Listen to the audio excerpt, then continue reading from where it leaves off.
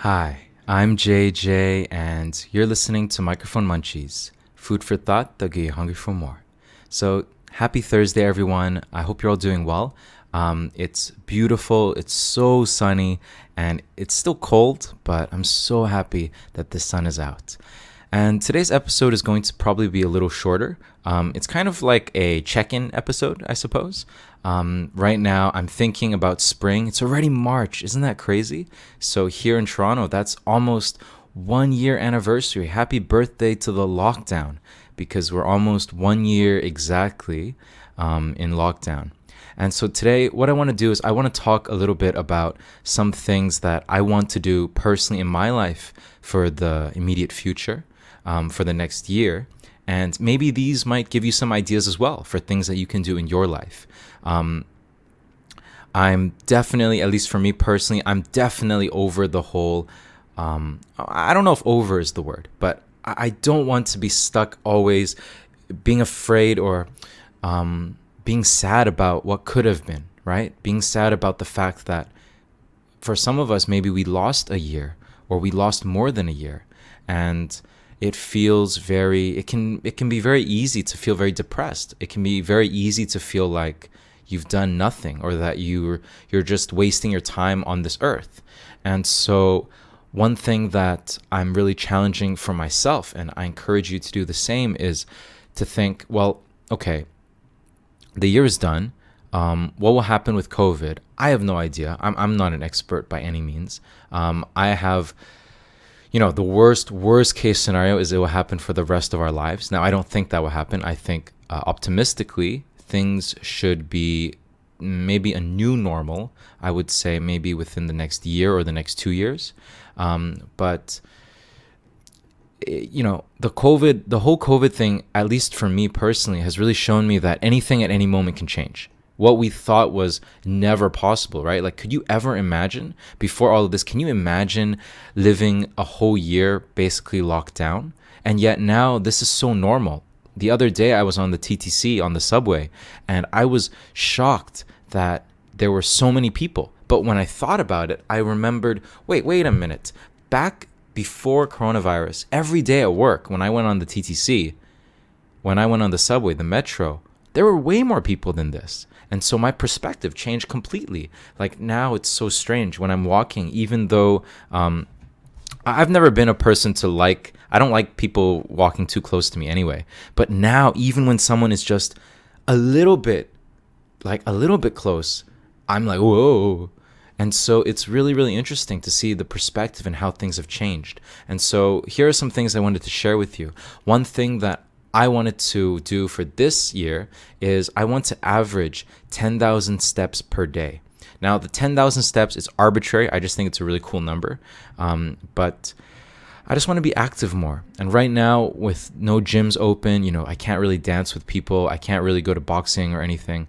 And it's really cold. Honestly, I love running, but I was running a lot earlier, like in the winter, and I kept getting not necessarily injured, but my muscles got really tight. So now I'm trying my best to walk. It's a little less impact. Hopefully, when I can swim again, swimming is great too. But a year walking 10,000 steps. And it's really funny, but one thing that I found is that having these goals and having this routine or this sort of system is really, really important because it allows you to stop thinking too much, stop worrying too much. And the goal is completely arbitrary. It doesn't matter what number it is. But having that goal, every time I'm doing nothing, I think to myself, wait, did I walk today?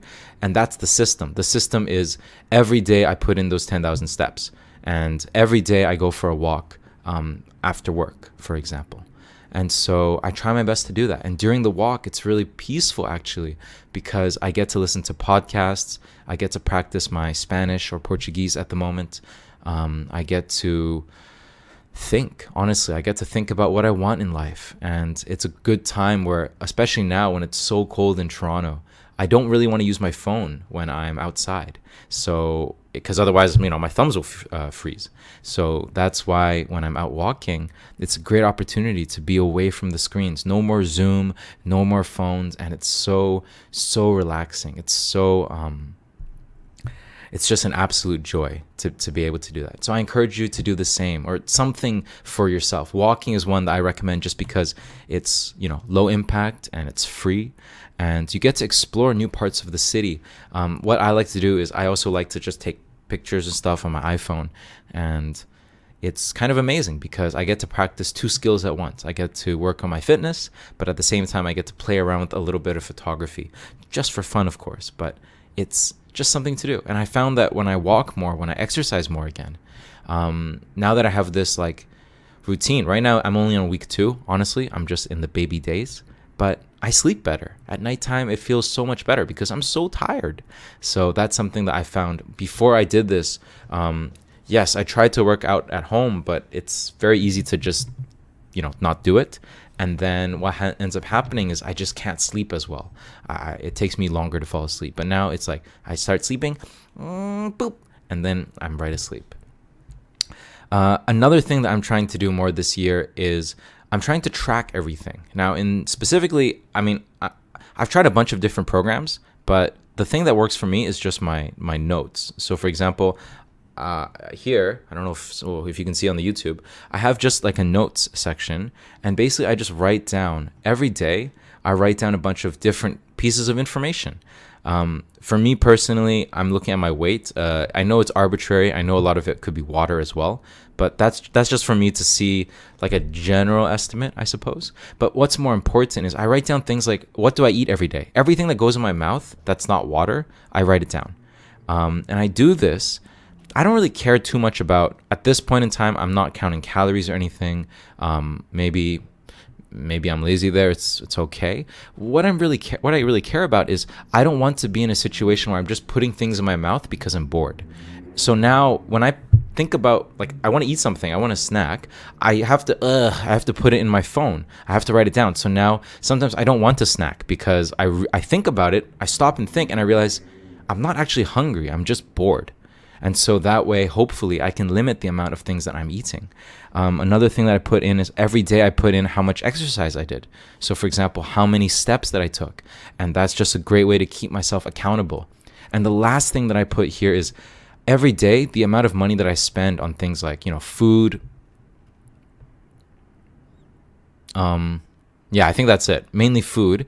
The amount of money that I spend on things like food, I write it down so that I can hopefully get a better grasp on my spending, because it's very easy to overspend, especially when you're paying everything with like credit cards. So that's something that I'm trying to do as well. It's something I encourage you as well. Of all the different things I've tried, being angry at yourself doesn't really work. At least for me, it doesn't. I just get more sad, and then I end up eating more and exercising less.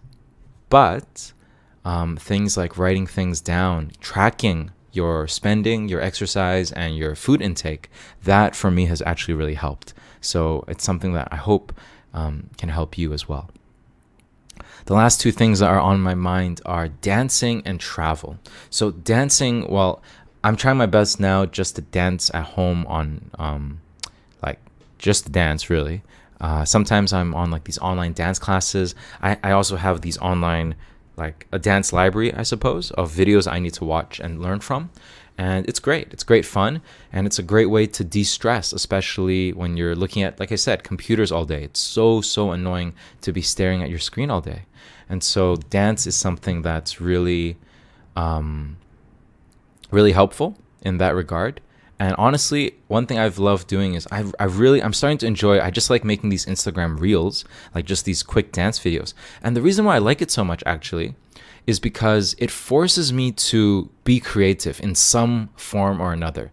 I get really scared every time. I'm like, oh my God, if I put this, people will think I look stupid, people will laugh at me. But that's part of the process. And I'm not really interested in, at the moment, I'm not really interested in being the best dancer in the world, so to say. I just want to be happy when I dance. I just want to be the best dancer for me. And right now, what I'm trying to work on is to be more intentional. Every time I do a little like dance whatever, I'm trying to tell a story. Either it's related to the music, how the music makes me feel, or the lyrics, or just the energy that I'm feeling that day.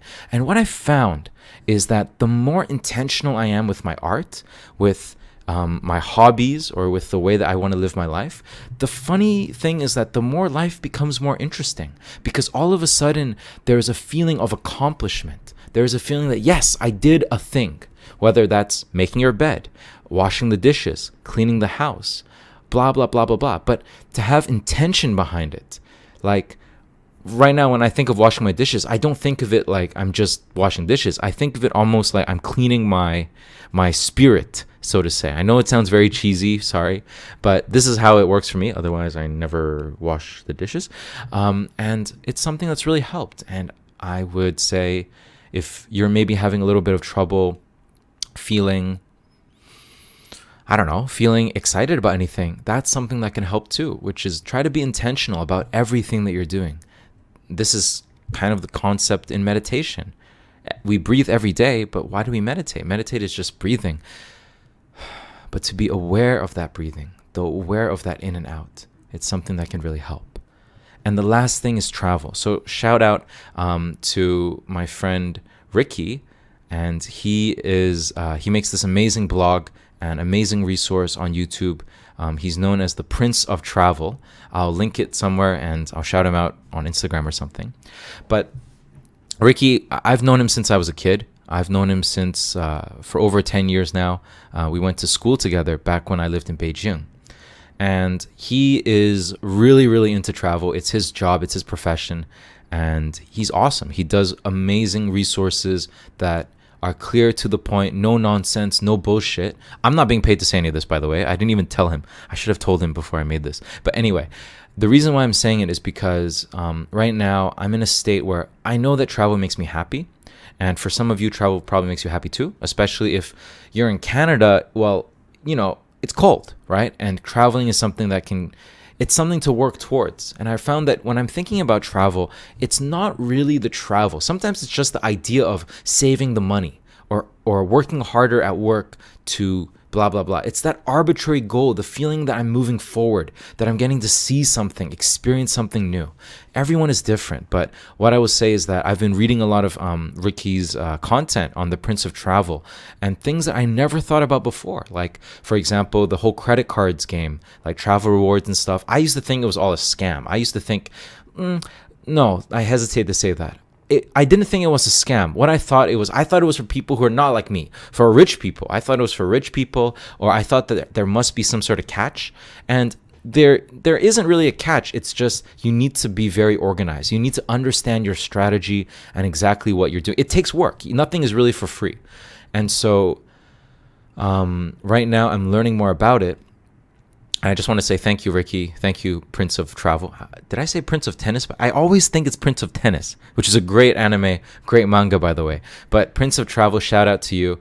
And yeah, something that's really helped me is just I've not booked any tickets, obviously, but this idea of thinking, you know what? I want to live again. I want to, whatever that means for you, whatever that means for me. In my case, it means I want to think about traveling again. So I have plans, hopefully, within the next year or two to be able to visit Ghana or South Africa, for example. And having these ideas, I don't know what it is, but it's a mental shift. Nothing changed. I didn't book any tickets. I didn't get richer all of a sudden. But I thought about it. And once I had this idea, all of a sudden, I got this energy. I'm working towards something, rather than just hoping that life will go back to what it was in the past. And so that's my final encouragement for you. I challenge all of you this week to think about, right now, we are here, 2021. What can we do to move forward? What can we do to make this year awesome, regardless of all the negative things, regardless of the fact that maybe life did not go out as planned? And so that's my question for you. That's my encouragement for you. And I hope you find some answers, or I hope you at least get some walks in. But I'll see you next week. And thank you, everyone, for listening. That's JJ out.